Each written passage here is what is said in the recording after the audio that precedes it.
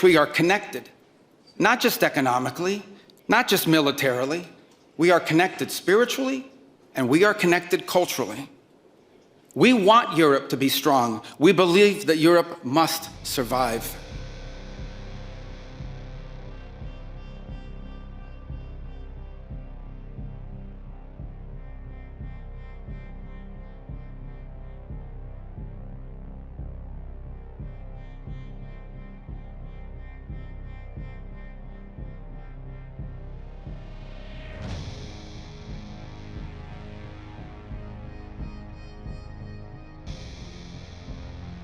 We care deeply about your future and ours.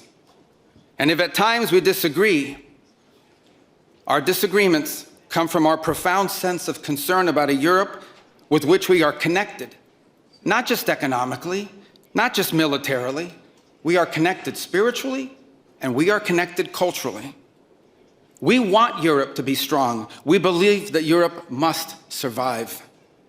Because the two great wars of the last century serve for us as history's constant reminder that ultimately our destiny is and will always be intertwined with yours.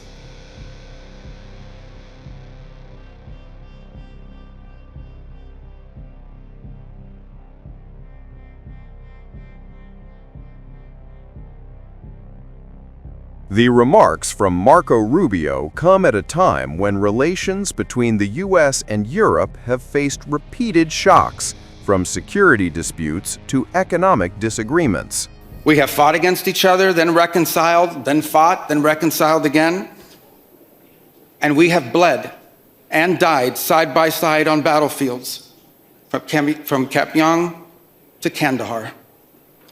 And I'm here today to leave it clear that America is charting the path for a new century of prosperity, and that once again, we want to do it together with you, our cherished allies and our oldest friends.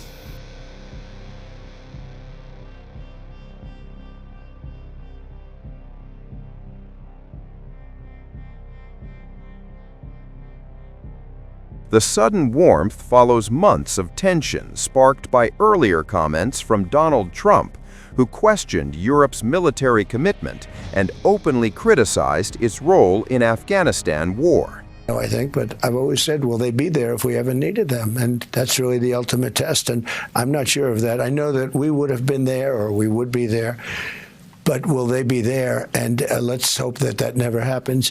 We've never needed them. We have never really asked anything of them. You know, they'll say they sent some troops to Afghanistan or this or that. And they did. They stayed a little back, a little off the front lines.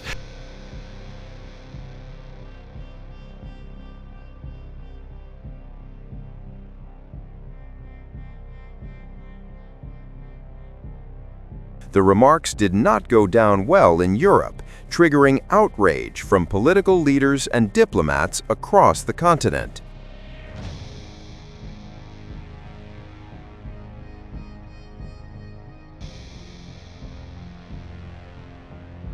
Start by paying tribute to the 457 of our armed services who lost their lives in Afghanistan. I will never forget their courage, their bravery, and the sacrifice that they made for their country. There are many also who were injured, some with life-changing injuries. And so I consider President Trump's remarks to be insulting and frankly appalling. And I'm not surprised they've caused such hurt to the loved ones of those who were killed or injured, and in fact, across the country.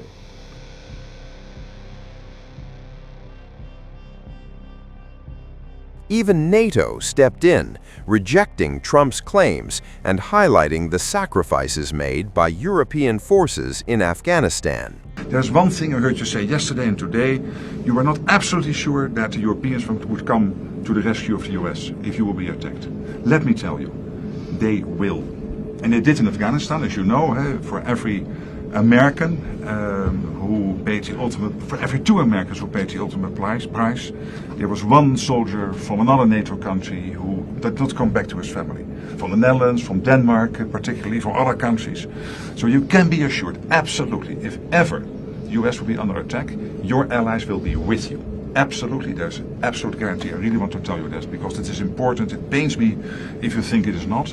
And under your leadership, this alliance is stronger than ever.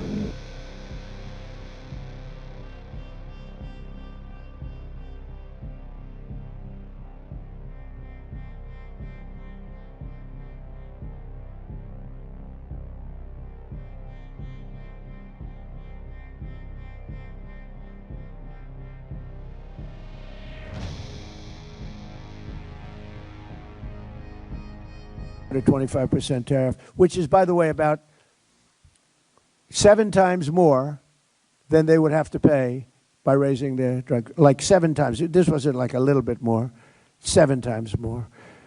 And I may do that for Greenland too. I may put a tariff on countries if they don't go along with Greenland, because we need Greenland for national security. So I may do that. I'll give you a little, I'll take you out of that. In fact, that'll end up being the story. But actually, this is a much bigger story because we're reducing healthcare by numbers that you haven't seen.